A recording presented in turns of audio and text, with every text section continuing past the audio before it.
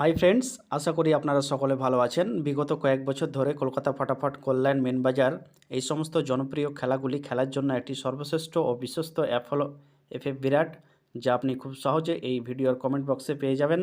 তো আপনারা সকলে ভালো এবং সুস্থ থাকুন। Have a nice day. দেখে নিন 16/1/2025 বৃহস্পতিবারের শুভ সংখ্যা বা লাকি নাম্বারস।